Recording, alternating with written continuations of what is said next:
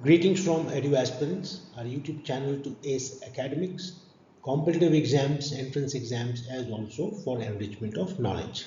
In the series of our videos on India, in the 25th chapter on transport, this is the second video. Major ports. The 6 major ports on the east coast are the Kolkata, Paradeep, Visakhapatnam, Kamarajar, Ennore, Chennai and VO Chidambaranar, earlier Tuticorin. While the 6 major ports on the west coast are the Kochi, New Mangaluru, Mormugaon, Mumbai, Jawaharlal Nehru Port, Shewa, Navi Mumbai and Deen Dayal, erstwhile Kandla Port. The major ports are under the direct administrative control of the central government as given in the Union list of the Constitution in 7th schedule. Ports other than major ports are under jurisdiction of respective state governments as given in the concurrent list of the Constitution. Kolkata Port. Let us now see the various ports one by one. Is 140 years old. Only riverine major port in the country. It has a vast hinterland comprising the entire eastern India, including West Bengal, Bihar, Jharkhand, UP, MP, Assam, Northeast hill states, and the two landlocked neighbors, which are Nepal and Bhutan. The port has twin dock systems, which are the Kolkata dock system on the eastern bank and the Haldia dock complex on the western bank of the river Hooghly. This is the logo. It is now also known as Shyama Prasad Mukherjee Port, Kolkata, formerly Kolkata Port Trust. Paradeep Port, Odisha, is the 8th major port established in 1966 and it is also the first major port on the east coast of India. New Mangaluru Port was commissioned as the 9th major port in 1975. The port has 16 berths and one single point mooring with a total capacity of 87.63 metric tons per annum. Cochin Port, developed during 1920-1940 period by Sir Robert Bristow, it became a major port in 1936. Cochin Port is strategically located on the southwest coast of India and commands the east-west ocean trade. It is a natural gateway to the huge industrial and agricultural produce markets of the southwest India. The hinterland of the port includes Kerala and parts of Tamil Nadu and Karnataka. Jawaharlal Nehru Port, Nehwa Shewa, Navi Mumbai, was commissioned in 1989. It has come a long way by becoming a world-class international container handling port. Jawaharlal Nehru Port is an all-weather tidal port having 12 berths with a capacity of 89.37 MTPA, that is metric tons per annum. Mumbai Port is a fully integrated multi-purpose port handling container, dry bulk, liquid bulk and break bulk cargo. The port has 33 berths with a total capacity of 65.33 MTPA. Chennai Port is an all-weather artificial harbour with one outer harbour and one inner harbour with a wet dock and a boat basin with round-the-clock navigation facilities. It was established in 1875, has 24 berths and a total capacity of 93.44 MTPA metric tons per annum. Mormugaon Port, Goa, situated on the west coast of India, is more than a century old. It is a natural harbour protected by a breakwater and also by a mole. It has 7 berths plus transshipment and a total capacity of 50.04 MTPA. VO Chidambarnar Port, which was earlier Tuticorin, is located strategically close to the east-west international sea routes on the southeastern coast of India, in the Gulf of Mannar, with Sri Lanka on the southeast and the large landmass of India on the west. The port has 15 berths and a capacity of 65.90 MTPA. Deen Dayal Port, also known as Kandla Port. Established in 1950, the government developed it as a major port. It has 28 berths, including 3 single buoy moorings, including an offshore terminal at Wadinar with a capacity of 150.26 MTPA. Visakhapatnam Port, a natural harbour, it was opened to commercial shipping in 1933.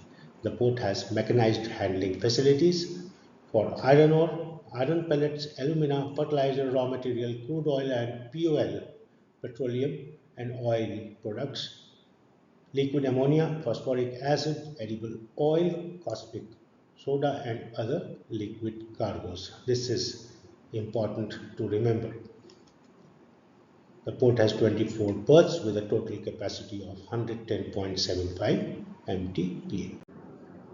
Kamarajar Port Limited, earlier Ennore Port, the 12th major port under the Ministry of Shipping, was commissioned in 2001 primarily as a coal port dedicated to handling thermal coal requirements of the Tamil Nadu Electricity Board, TNEB. The port has 8 berths and a capacity of 57 metric tons per annum. Inland water transport. India has one of the longest navigable and inland water networks. However, cargo transport through these inland waterways is less than 1% of the total cargo movement in the country. Imagine if we had developed this over the years, we would have been in a very good position commercially. Inland Waterways Authority of India, IWAI, develops and regulates inland waterways for shipping and navigation. 111 inland waterways have been declared as national waterways under the National Waterways Act 2016. Now work is being done on this. Feasibility studies and techno-economic studies detailed project report DPR for 106 new national waterways are ready and work has been initiated. Coastal shipping is fuel efficient, environment friendly, eases road traffic congestion. In other large economies like China, USA and Japan, the share of waterways is more than that of India, much more. The share of waterways in transportation of domestic goods is still very less. Indian Maritime University IMU was set up in 2008 in Chennai with campuses at Chennai, Kolkata and Visakhapatnam. Important to remember, IMU has 7 government/aided maritime training and research institutes, which are Marine Engineering and Research Institute, Kolkata, Marine Engineering and Research Institute, Mumbai, Lal Bahadur Shastri College of Advanced Maritime Studies and Research, Mumbai, TS Chanakya, Navi Mumbai, National Maritime Academy, Chennai, Indian Institute of Port Management, Kolkata, and National Ship Design and Research Center, Visakhapatnam. The university aims to achieve academic and research excellence in merchant navy, ship design, building and repairs, supply chain management and hydrography. All these are important to remember.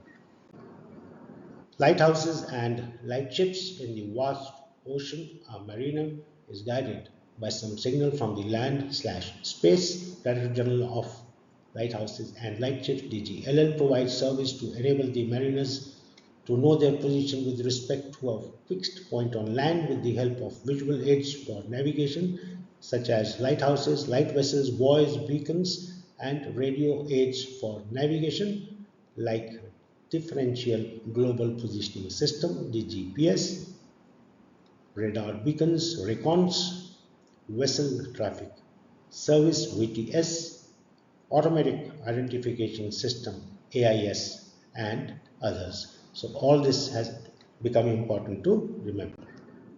Director General of Shipping, Mumbai of the Ministry of Shipping administers the Indian Merchant Shipping Act 1958 on all matters relating to shipping policy and legislation, implementation of various international conventions relating to safety, prevention of pollution and other mandatory regulations of the international maritime organizations, promotion of maritime education and training, examination and certification, supervision of other subordinate offices for their effective functioning. Shipping Corporation of India Limited (SCI) was formed in 1961 by amalgamation of Eastern and Western shipping corporations for better coordination of policies, greater economy and efficiencies of operations between the two companies. Sailing for over 7 decades, SCI continues to be the country's premier shipping line with a fleet of 70 vessels. Kochi Shipyard Limited, CSL Kochi, Kerala, is one of the largest shipyards in the country, which can build ships up to 1,10,000 DWT, dead weight tonnage, and repair ships up to 1,25,000 dead weight tonnage, DWT.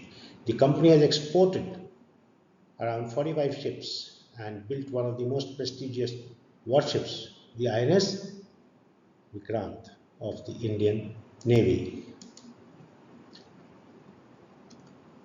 Indigenous aircraft carrier, INS Vikrant. Apart from the aircraft carrier, the yard has delivered, this is the INS Vikrant, 20 fast patrol vessels to the Indian Coast Guard. Dredging Corporation of India Limited (DCIL) was formed in 1976 to provide integrated dredging and related marine services for promoting the country's national and international maritime trade, beach nourishment, reclamation, inland dredging, environmental balance. Located strategically on the eastern seaboard of India at Visakhapatnam, DCIL helps ensure continuous availability of the desired depths in the shipping channels, where of the major and minor ports, navy, fishing harbors, and other maritime organizations.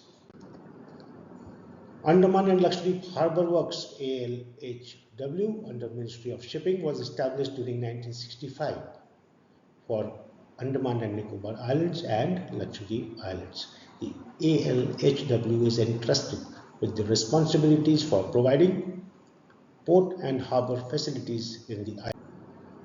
Hooghly Dock and Port Engineers Limited (HDPEL), Kolkata. It is a central public sector undertaking since 1984. The company has 2 working units in Howrah district of West Bengal, one at Saikia and the other at Nazirganj. The installed capacity in shipbuilding is 1100 tons per annum and in ship repairs 125 ships per annum. This brings us to the end of the second video on India 25, the chapter in which we are covering transport. See you with the third and final video soon. Subscribe, like, share and do press the bell icon for updates. Keep revising. You will get questions in your forthcoming exams from this video also. Thank you for viewing.